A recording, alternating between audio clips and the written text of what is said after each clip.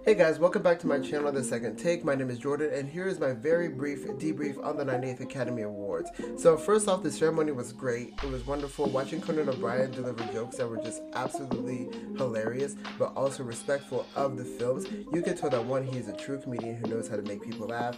He also has a respect for cinema. He loves movies. I would hope he loves movies, especially given the fact that he was in one of the Oscar-nominated films, If I Had Legs I'd Kick You, with Rose Byrne. I think that Conan O'Brien did a phenomenal job. I wish that he hosts the Oscars every single year, and I hope that he just keeps going and going and going until he's either sick of us or we're just sick of him. I love it. Keep it going. Biggest thing for the thing, let's start at the top of the ticket with Best Picture. So over the course of the Oscar race, the biggest thing that we were seeing was Best Picture was lining up between One Battle After Another versus Sinners. Now, you were seeing that the mainstream popularity was with Sinners, where everybody was coming out for that movie. Everyone loved it. Appreciated it. It has so much gravity behind it. I love Sinners. I was rooting for Sinners.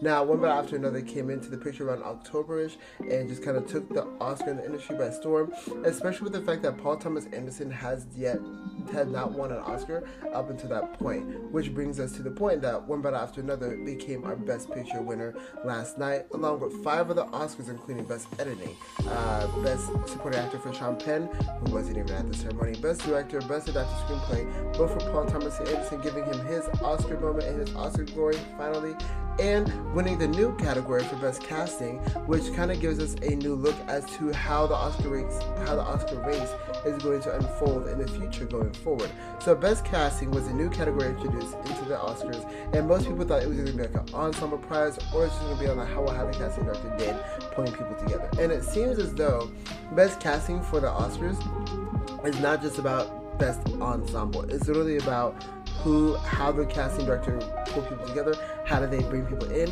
who do they discover, who do they bring in that maybe had already an established name to it. And so we look at One Battle After Another, you see how you have Leonardo DiCaprio, Tiana Taylor, Chase Infinity, Sean Penn, Benicio del Toro, Regina Hall. You have a really healthy mix of established actors along with new discoveries such as Chase Infinity herself, and a breakout moment even for Tiana Taylor. So it's really cool to see how that lines up. On top of that, you could also tell in the night that once One Battle After Another won Best Casting, you can kind of tell it's going to win Best Picture, which leads me to believe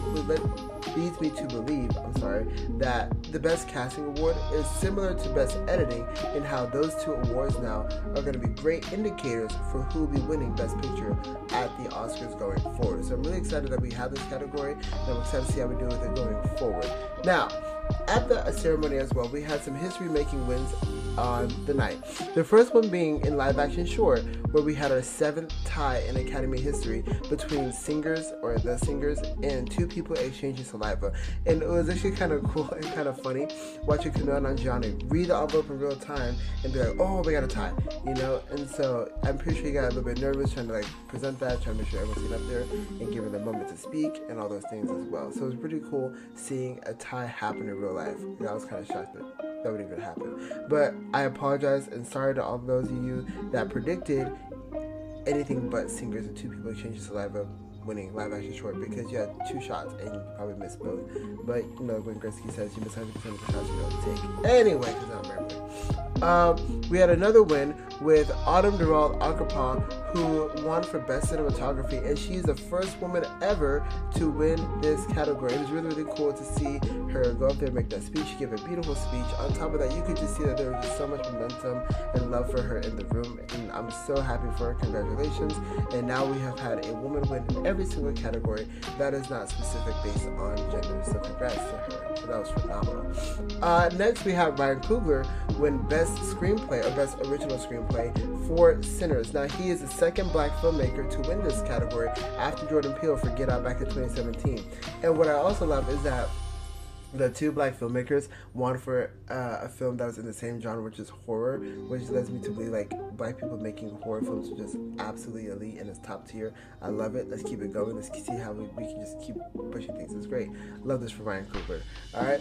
Along with that, Michael B. Jordan had the best win of the night, winning Best Actor overall. And you can see that the minute that he won, how just gracious he was and how incredible, delighted he was. And also you can see that there was just so much love for him in the room. He won that hands down. You can tell that he won it hands down. I mean, he gave a great performance in Sinners. He did a incredible work just campaigning. He's been all over, like, you know, he's been doing great work over the course of his years in Hollywood. Really, even going back to Fruitvale Station, it was just so great to see Ryan Coogler and Michael B. Jordan win together in the same night. Because you think about how they started and where they are right now, it's just great to see that. I love it. I'm ready for Everybody Black. Let's keep it going. I would say personally my least favorite win of the night was the supporting actor for Sean Penn. One, he wasn't even there, but two, Delroy Lindo was right there, and it kind of feels, it just hurts to see Delroy Lindo, who is such a phenomenal actor, giving great performance after great performance, and then really nominating him out of nowhere, only for him to not get the prize, which just kind of feels like a slap in the face a little bit. And so I wish that he was able to go home with something, because man, that would have been a great moment.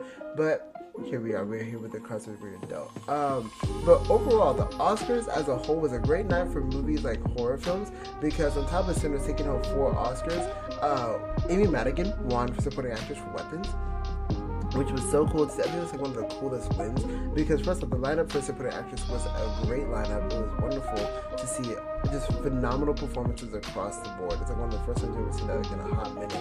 And seeing her win and give that speech and dedicate it to her husband Ed, it was just great to see. Love it. I love it. But overall, as a whole, the ceremony was great. There were a lot of great performances, a lot of great wins that happened. My only big thing that I was like kind of like about was the fact that the Oscars kept cutting people off when they're trying to give their speeches. My hot take is that if you win an Oscar, you should be given plenty of time to give a speech. If multiple people win an Oscar, like a team of people, like for animated feature or for other films of that sort, it should not be that we are just cutting people off trying to give a speech. Let people speak, let them have their moment, let them have the win. There's no harm in that. The ceremony went great. It went for 3 hours. Giving them time to give their speech would not have made it go any longer. If anything, you could have cut the bits, like the bridesmaid meeting and other stuff like that we really don't need, because really we're just there to see people win and give incredible speeches. So let them do that. But that's all I got for you. That wraps up the 98th Academy Awards. It has been a long season. Good luck to everyone going forward. Here we go for another season and another round of movies. And so I will see you all next time. Thank you for watching.